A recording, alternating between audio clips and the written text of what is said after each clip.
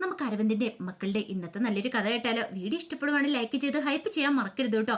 അങ്ങനെ നമ്മൾ കാണുന്ന ശിവരാജൻ ജയപാലനോട് പറഞ്ഞു, ജയപാല, നരൻ ചില്ലറക്കാരനൊന്നുമല്ല, അവനെ കുറിച്ച് അറിയത്തില്ലാത്തോണ്ടാ. ഓ പിന്നെ അവനെ കാണിച്ച് എന്നെ അങ്ങോട്ട് വരട്ടാന്ന് നീ വിചാരിച്ചോ ശിവരാജ? ശിവരാജൻ പറഞ്ഞു, ഇതേ ജയപാലനെ അറിയില്ലാത്തോണ്ടാ. പിന്നെ അവനല്ല, അവന്റെ അതിനേക്കാളും വലിയ ആള് വന്നാലൊക്കെ ഞാൻ കൈകാര്യം ചെയ്യുമെന്ന് പറഞ്ഞു. അപ്പോഴാണ് ശിവരാജൻ ആ കാര്യങ്ങളൊക്കെ പറയുന്നത്. പോലീസുകാർ വീട്ടിലേക്ക് വരേണ്ട സമയത്ത് അവന് കാണിച്ച അക്രമങ്ങളും കാര്യങ്ങളും ഒക്കെ, അത് മാത്രമല്ല ശിവരാജനെ ചുരുട്ടി കൂട്ടിയതൊക്കെ എല്ലാം കേട്ട് കഴിഞ്ഞപ്പോൾ ജയപാലൻ പറഞ്ഞു, അങ്ങനെയാണ് എനിക്ക് അവനെ ഒന്ന് കാണണമല്ലോ. നിങ്ങൾ തമ്മിലൊന്ന് നേരിട്ട് ഏറ്റുമുട്ട്, അതിനു വേണ്ടിയേ ഞാനും കാത്തിരിക്കണേന്ന് പറഞ്ഞു. ജയപാലൻ പറഞ്ഞു, അവന്റെ കാര്യം എനിക്ക് വിട്ടേരെ, ഞാൻ അവനെ കൈകാര്യം ചെയ്തോളാം. പക്ഷെ ഒരു കാര്യമുണ്ട്. അപ്പൊ അതിനകത്ത് എനിക്ക് എന്താ നേട്ടം ഇരിക്കുന്നേ? ജയപാലൻ എന്താ നേട്ടമെന്നോ? ജയപാലൻ പറയുന്ന ഞാൻ തരും. അങ്ങനെയാണ് കാര്യം, ഞാൻ ഏറ്റു. പിന്നെ അറിയാലോ, എനിക്ക് എന്റെ വീതം കിട്ടണം. അത് പിന്നെ പ്രത്യേകിച്ച് പറയേണ്ട കാര്യമുണ്ട് ജയപാല. അവൻ തീർന്നു കഴിഞ്ഞിട്ടുണ്ട്. പിന്നെ ഈ സ്വത്തിന്റെ എല്ലാം അധിപതി ആരാ? ഞാനല്ലേ. പിന്നെ ആ കാര്യം ഓർത്ത് ജയപാലൻ പേടിക്കണ്ട, എന്ത് വെള്ളം ചെയ്യാം. പിന്നെ ഒരു കാര്യമുണ്ട്, ആ കുറിഞ്ഞിക്കാട്ടുള്ള സ്ഥലത്തിന്റെ കാര്യത്തില് അതിപ്പം മേഘനാഥന് എന്താണെങ്കിലും ശിവരാജനായിട്ട് അവരുടെ മുന്നിലേക്ക് എന്ന് കാര്യങ്ങളൊക്കെ തുറന്നു പറയില്ലേ? അങ്ങനെ പറയും. പക്ഷെ അയാൾക്ക് ഈ പറയുന്ന സത്യങ്ങളൊന്നും അധികമൊന്നും അറിയത്തൊന്നുമില്ല. അയാൾക്ക് അറിയാവുന്ന കാര്യങ്ങളൊക്കെ അയാൾ പറയുമെന്ന് പറഞ്ഞു. നമുക്ക് നോക്കാം എന്ന് ജയപാലൻ ഉറപ്പ് കൊടുത്തു. ആ സമയത്തകത്ത് നരനോടും രഘുനാഥനോടുമായിട്ട് മേഘനാഥൻ കാര്യങ്ങളൊക്കെ പറയണം, എന്താ സംഭവിച്ചെന്നുള്ള. അരവിന്ദന്റെ കയ്യിൽ നിന്നായിരുന്നു പൈസ വാങ്ങിച്ചുകൊണ്ടിരുന്ന ജയപാലന്. എന്നിട്ടാണ് അത് കൊടുത്തോണ്ടിരുന്നത്. എല്ലാം കേട്ടിരിപ്പോ നരൻ പറഞ്ഞു, അപ്പൊ ആ കുടുംബത്തോട് ചെയ്ത കൊടും ക്രൂരതയല്ലേന്ന് ചോദിച്ചു. നമ്മളും ഇതിനകത്ത് പങ്കാളികളായാലോ മുത്തശ്ശ? രഘുനാഥൻ പറഞ്ഞു, അതാണ് എനിക്ക് സഹിക്കാൻ പറ്റാത്ത. ആ കുടുംബത്തിന് നീതി കിട്ടണം. ഇത്രയും വലിയൊരു ക്രൂരത നമ്മളും കൂടെ അറിഞ്ഞിട്ട് ഒരു കാരണവശാലും ഇത് വെച്ചു ഉറപ്പിക്കാൻ പാടില്ല മേഘനാഥ. അതിന് വേണ്ടുന്ന കാര്യങ്ങൾ എന്താന്ന് വെച്ചാൽ ചെയ്യണമെന്ന് പറഞ്ഞു. അത് ഞാൻ ഏറ്റു സാറേ, സാറൊന്നും ആ കാര്യം ഓർത്ത് വിഷമിക്കണ്ടെന്ന് രഘുനാഥന് ഉറപ്പ് കൊടുക്കുകയാണ് മേഘനാഥൻ. ഇതേ സമയം സുജാത ഒരു മരത്തിന്റെ ചോട്ടിൽ ഉറങ്ങിക്കൊണ്ടിരിക്കുകയാണ്. അപ്പോഴേക്കാണ് പൊന്നൂസ് ടോ എന്ന് പറഞ്ഞിട്ട് ഒച്ച ഉണ്ടാക്കണേ. പെട്ടെന്ന് കണ്ണു തുറന്നു നോക്കി. അപ്പോഴാണ് പൊന്നൂസിനെ കാണുന്നത്. കൂടെ ഗീതയുണ്ട്. അമ്മ എന്തിരിപ്പം അമ്മ ഇരിക്കണേന്ന് ചോദിച്ചു. പെട്ടെന്ന് സുജാത എഴുന്നേറ്റു. ആ സമയത്ത് ഗീത പറഞ്ഞു, ഞാൻ പൊന്നൂസിനോട് പറഞ്ഞ് നമ്മള് സാറ്റ് കളിക്കുമായിരുന്ന. ഇന്നലത്തെ ഒച്ചപ്പാടും ബഹളവും കേട്ട് പൊന്നൂസ് എഴുന്നേറ്റിട്ടുണ്ടായിരുന്നു. പൊന്നൂസ് കൂടെ കളിക്കണമെന്നൊക്കെ പറഞ്ഞു. അത് കേട്ട് കഴിഞ്ഞപ്പോഴത്തേനും ഗീത പറഞ്ഞു, അത് കേട്ട് കഴിഞ്ഞപ്പോഴത്തേനും സുജാത പറഞ്ഞു, അതെന്താണെന്ന് നന്നായി, അല്ലായിരുന്നെങ്കിലുണ്ടല്ലോ. അപ്പോഴേക്കും ഗീത പറഞ്ഞു, അമ്മ അങ്ങോട്ടേക്ക് വരാൻ പറഞ്ഞു. എടി, ഞാൻ അങ്ങോട്ടേക്ക് വന്നിട്ട് വേണ്ടേ നിനക്ക് എന്നെ തീർക്കാനായിട്ട്? ഇപ്പൊ എനിക്ക് എല്ലാ കാര്യങ്ങളും മനസ്സിലായി. അത് കേട്ടപ്പോ ഗീത പറഞ്ഞു, അമ്മ എന്തൊക്കെയാ അമ്മ പറയണേ? ഇതേ കൂടുതലൊന്നും പറയണ്ട, എനിക്കെല്ലാം അറിയാം. എനിക്ക് മെമ്പറെ ആൾക്കാരെയൊക്കെ ഒന്ന് കാണാനുണ്ട്, ഞാനൊന്ന് കണ്ടിട്ട് വരാം. അമ്മ വെറുതെ അനാവശ്യ പ്രശ്നം ഉണ്ടാക്കരുത്. ദാസേട്ടൻ മദ്യപിച്ച് കഴിഞ്ഞാൽ ഇത്തരം പ്രശ്നങ്ങളൊക്കെ ഉള്ളൂ. അവിടെ സ്വർണ്ണമ്മയുടെ വീട്ടിൽ എങ്ങനെയാണെന്നറിയാവോ? ദാസേണ്ണ അനുജന്മാരും മദ്യപിച്ചെഴുതി ഇതുപോലെ ഒച്ചപ്പാടും ബഹളമൊക്കെ ആയിരിക്കും. എന്ത് രസമായിരിക്കും എന്നറിയോ?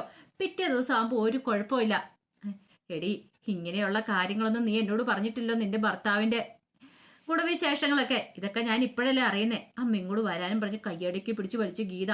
അപ്പോഴേക്ക് സുജാത കൈ അങ്ങോട്ട് വിടിയിച്ചു. വിടറി അങ്ങോട്ട്. അവളെന്റെ കയ്യെ പിടിച്ചോണ്ട് വന്നിരിക്കുന്നു.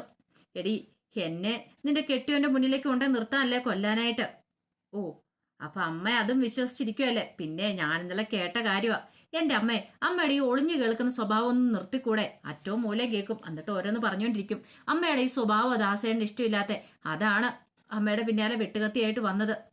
അമ്മയെ കള്ളു കുടിച്ചാൽ മാത്രമേ ദാസേണ്ണ കുഴപ്പമുള്ളൂ. പിന്നെ അമ്മ ഇങ്ങനെയൊക്കെ പറയുന്നത് കേട്ടാ പകലും ചിലപ്പോൾ ദാസേണ്ണ ഇങ്ങനെ വന്നെന്നിരിക്കും.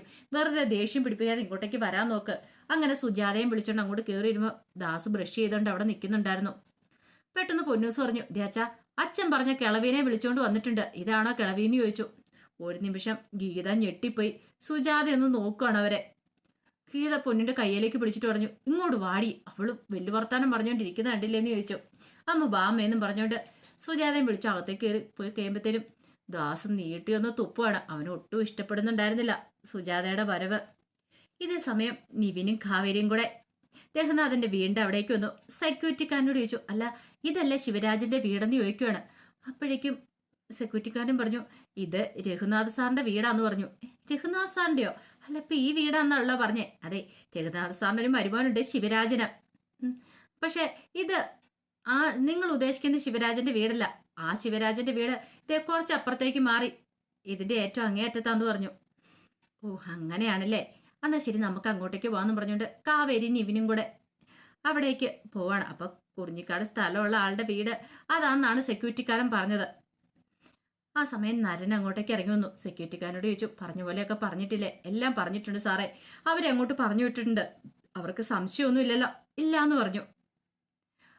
ഇതേ സമയം സുജാത പോയി ഇല വെട്ടുവാണ് സദ്യക്കുള്ള. പൊന്നു അവിടെ ഉണ്ടായിരുന്നു. അപ്പോഴേക്കും ഗീത വന്നിട്ട് ഇതെന്താമ്മേ ഇലയൊക്കെ വെട്ടുന്നേ, വല്ല സദ്യയാണോ? ആണ്, ഇന്നൊരു ചെറിയ സദ്യ ഒരുക്കിയേക്കാന്ന് വെച്ചു. അല്ല എന്താമ്മേ വിശേഷിച്ച്? നിങ്ങളൊക്കെ ഇല്ലേ, അപ്പൊ പിന്നെ എനിക്കൊരു സദ്യ തന്നൂടെ? അതെന്താമ്മേ എന്നെ ദാസേനെയൊക്കെ വിരുന്നുകാരായിട്ട് അങ്ങോട്ട് ഒതുക്കാൻ തീരുമാനിച്ചോ? അങ്ങനെയല്ല, നിങ്ങൾക്ക് പിന്നെ ഞാൻ വിരുന്ന് തരണ്ടേന്ന് ചോദിച്ചു. ഓ അങ്ങനെയാണല്ലേ. അല്ലെങ്കിൽ ദാസേണ്ണ ഇടയ്ക്കിടയ്ക്ക് പറയും 3-4 കൂട്ടം പായസമൊക്കെ കൂട്ടി ഒരു സദ്യ കഴിക്കണമെന്ന്. അതെങ്ങനെയാ? അവിടെയാണ് എനിക്കാണെങ്കിൽ ഒന്നും വെച്ചുണ്ടാക്കാൻ പറ്റില്ല. നീ അമ്മിക്കല്ലേൽ അരച്ച് ആഹാരത്തോടൊക്കെയാ ദാസേണ്ണ താല്പര്യം. ആ കറികളൊക്കെ കൂട്ടി കഴിക്കണമെന്ന് പറയും. അവസാനം വന്ന് ഞങ്ങളൊരു ചിക്കൻ ബിരിയാണിയിൽ അങ്ങോട്ട് ഒതുക്കും. പക്ഷെ ഇന്നിവിടെ അമ്മ ഉണ്ടാക്കുന്ന സദ്യക്ക് നല്ല രുചിയായിരിക്കും അല്ലേ? അതേന്നെ, നല്ല രുചിയാ. നിനക്ക് നല്ല ഒരിക്കലും മറക്കാത്തൊരു സദ്യ തരണമെന്ന് എനിക്കൊരു ആഗ്രഹം ഉണ്ടെന്ന് പറഞ്ഞു. അത് കേട്ടപ്പോൾ ഗീത പറഞ്ഞു, അമ്മേ അങ്ങനെയാണെങ്കിൽ ഒരു 7 കൂട്ടം പായസമൊക്കെ ഉണ്ടെങ്കിൽ നല്ലതായിരുന്നു പറഞ്ഞു. ഞാനും അമ്മയോടൊപ്പം കൂടാം. അതിനെന്താ, നമ്മക്ക് അങ്ങോട്ട് ഉണ്ടാക്കിയേക്കാന്ന് ഗീത പറഞ്ഞു. അല്ല ഉണ്ടാക്കിയേക്കാന്ന് സുജാത പറഞ്ഞു. അപ്പോഴേക്കും ഗീത ചോദിച്ചു, അല്ലമ്മേ ഞാനൊരു കാര്യം ചോദിച്ചോട്ടെ, പിന്നെ ഇതിന്റെ 16 അടിയന്തരം എന്നാ? 16 അടിയന്തരം? അതെ, അമ്മ പറഞ്ഞില്ലായിരുന്നു അവന്റെ 16 അടിയന്തരം നടത്താന്ന്. ഓ അത് നമുക്ക് നടത്താം.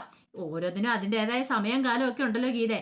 എങ്കിലും എത്രയും പെട്ടെന്ന് തന്നെ വേണം കേട്ടോമ്മേ, അധികം വെച്ച് താമസിപ്പിക്കരുത്. ഇല്ല എന്ന് പറഞ്ഞു. അപ്പോഴേക്കും പൊന്നൂസ് ചോദിച്ചു, അല്ല ഇന്നെന്താമ്മേ സദ്യയൊക്കെ? അതോ അതെ, നിന്റെ വിനീത് അങ്കിളിന്റെ 16 അടിയന്തരം എന്നു പറഞ്ഞു. 16 അടിയന്തരോ? അതിനാണോ സദ്യ? അതെ. അപ്പൊ അമ്മയുടെ 16 അടിയന്തരം എപ്പോഴാ? അത് കേട്ട് ഇനിയിപ്പോ ഒരു ആട്ടാട്ടുവാണ് ഗീത. മിണ്ടാതെ പോയിക്കോ അസത്ത്, ഇവളെയൊക്കെ എപ്പോഴാണോ എന്തോ ഇങ്ങോട്ടേക്ക് വിളിച്ചോണ്ട് വരാൻ തോന്നിയതെന്ന് പറഞ്ഞുകൊണ്ട് ഗീത ദേഷ്യപ്പെട്ടു പോയി. പൊന്നുവിനൊന്നും മനസ്സിലായില്ല. പൊന്നു ചോദിച്ചു, എന്താ അമ്മമ്മേ? അതെന്താ അമ്മ എന്തിനോട് ദേഷ്യപ്പെട്ടു പോയത്? അതോ മത്തം കുത്തിയ കുമ്പളം മുളയ്ക്കില്ല മോളെ. അതെ, അവൾക്ക് കിട്ടാനുള്ളത് അവൾക്ക് കിട്ടുന്നുണ്ടെന്ന് പറഞ്ഞു. പൊന്നുവിന് പക്ഷെ കാര്യമൊന്നും മനസ്സിലായില്ല. സുജാതയുടെ ചുണ്ടില് ചെറിയൊരു പുഞ്ചിരി ഉണ്ടായി. കുറച്ച് കഴിഞ്ഞപ്പോ നിവിനും കാവേരിയും കൂടെ അങ്ങനെ ശിവരാജന്റെ വീട്ടിലേക്ക് വരുന്നുണ്ട്. ഈ സമയം ശിവരാജന്റെ ഭാര്യ എന്ന് പറഞ്ഞിട്ട് മേഘനാഥന്റെ ഭാര്യയാണ് അങ്ങോട്ടേക്ക് ഇറങ്ങി വരുന്നത്. അവര് വന്നിട്ട് പറഞ്ഞു, ബാ കയറി വാ അകത്തിരിക്കാന്ന് പറഞ്ഞു. വേണ്ട, ഇവിടെ നിന്നോളാന്ന് പറഞ്ഞു. ഞങ്ങൾക്ക് ശിവരാജ് സാറിനെ ഒന്ന് കാണണം, ഇപ്പൊ വരും, ഞാൻ ചായ എടുക്കാന്ന് പറഞ്ഞു. അങ്ങനെ അവരകത്തേക്ക് അവിടെ കയറി പോയി കഴിഞ്ഞപ്പോൾ മേഘനാഥൻ ഇറങ്ങി വരുവാണ്. അപ്പൊ അവരുടെ വിചാരം അത് ആന്നാണ്. അങ്ങനെ വന്നു കഴിഞ്ഞപ്പോഴത്തേനും കാവേരി ചോദിച്ചു, ശിവരാജ് സാറല്ലേ? അതെ, എന്താ എന്ത് വേണം? അതെ, ഞങ്ങൾ ചില കാര്യങ്ങളൊക്കെ അറിയാൻ വേണ്ടി വന്നാന്ന് നിവിൻ പറഞ്ഞു. അല്ല എന്ത് കാര്യങ്ങൾ അറിയാൻ വേണ്ടിയാ വന്നത്? അത് പിന്നെ സാറിന് ബുദ്ധിമുട്ടില്ലെങ്കിൽ കാര്യം പറഞ്ഞു, വാ അകത്തിരുന്ന് സംസാരിക്കാം. വേണ്ട അകത്തിരിക്കണ്ട, ഇവിടെ നിന്നാ മതി എന്ന് കാവേരി പറഞ്ഞു. എങ്കിൽ കാര്യം പറഞ്ഞു, എനിക്ക് കുറച്ച് തിരക്കുണ്ട്. അത് പിന്നെ ഈ കുറിഞ്ഞിക്കാടുള്ള കുറച്ച് സ്ഥലത്തെക്കുറിച്ച് അറിയാൻ വേണ്ടിയിട്ടാ. സാറിനൊരു ജയബാലൻ സാറിന് അറിയാമോന്ന് ചോദിച്ചു. അത് കേട്ട് കഴിഞ്ഞപ്പോഴത്തേനും അയാൾ പറഞ്ഞു, അറിയാലോ. അത് പിന്നെ അറിയാതിരിക്കുവോ എന്ന് ചോദിച്ചു. അല്ല ഈ അടുത്ത കാലത്തായിട്ട് ജയപാലിനൊരു പ്രോപ്പർട്ടി വാങ്ങിയിട്ടുണ്ടായിരുന്നു. വാങ്ങിയിട്ടുണ്ടായിരുന്നു. അത് കേട്ട് കഴിഞ്ഞപ്പോഴത്തേനും കാവേരിയും നിവിനും പരസ്പരം നോക്കുവാണ്, മുഖത്തോട് മുഖം നോക്കുവാണ്. അല്ല എന്താ കാര്യം എന്താന്ന് ചോദിച്ചു. അത് പിന്നെ ഈ കുറിഞ്ഞിക്കാടുള്ള പ്രോപ്പർട്ടി തന്നെയാണോ ജയപാലൻ വാങ്ങിയെന്ന് ചോദിച്ചു. അതെ, അവിടുത്തെ ഒരു പ്രോപ്പർട്ടിയാ വാങ്ങിയെന്ന് പറഞ്ഞു. അല്ല നിങ്ങൾ വന്ന കാര്യം എന്താ വെച്ചാൽ പറഞ്ഞില്ല. അപ്പോഴാണ് നീയും പറയുന്നത്, അത് പിന്നെ സാറേ ഒരു പ്രശ്നം ഉണ്ടെന്ന് പറഞ്ഞു.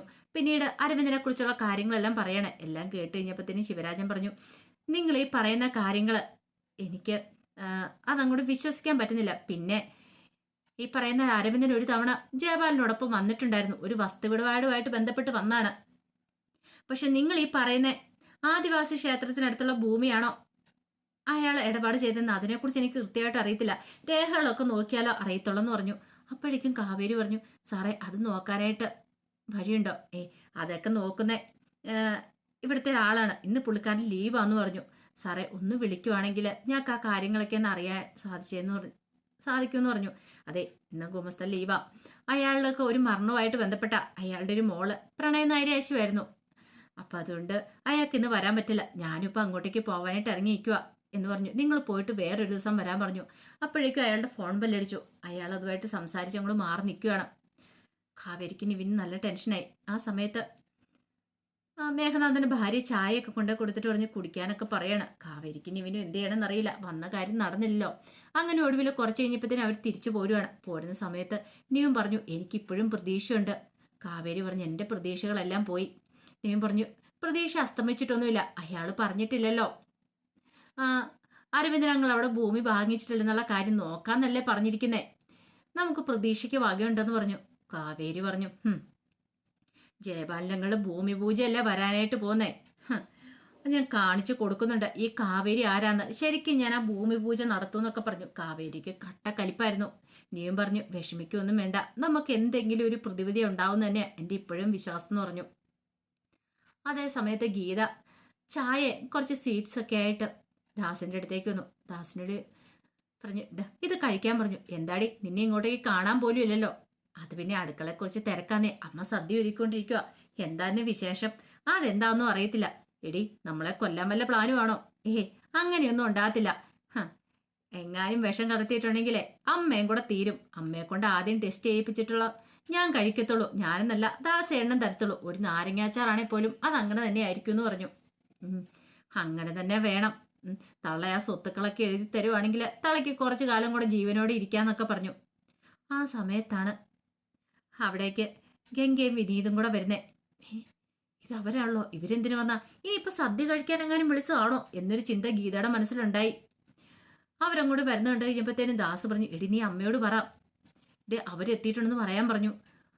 അങ്ങനെ ഗീത അകത്തേക്ക് ചെല്ലുമ്പോൾ കാണുന്ന കാഴ്ച നിലവിളക്കൊക്കെ തെളിച്ചോണ്ട് സന്തോഷത്തോടുകൂടി സുജാത അങ്ങോട്ടേക്ക് ഇറങ്ങി വരുന്ന ഗീത ഒരു നിമിഷം ഞെട്ടിത്തരിച്ച് വയ്ക്കുകയാണ്. ഇത്രയ്ക്ക് പ്രതീക്ഷിച്ചിട്ടുണ്ടായിരുന്നില്ല. അതെന്തായാലും ഗീതയ്ക്ക് വലിയൊരു അടിയാണ് കിട്ടുന്നത്. അപ്പൊ ഇതിന്റെ ബാക്കി വിശേഷങ്ങളുമായിട്ട് ഉച്ചയ്ക്ക് വരാട്ടോ. മറക്കാതെ എല്ലാവരും കയറി കാണാൻ ശ്രമിക്കണേ. ഒരിക്കൽ കൂടി എല്ലാവർക്കും ശുഭദിനം നേർന്നുകൊണ്ട് നിർത്തുന്നു.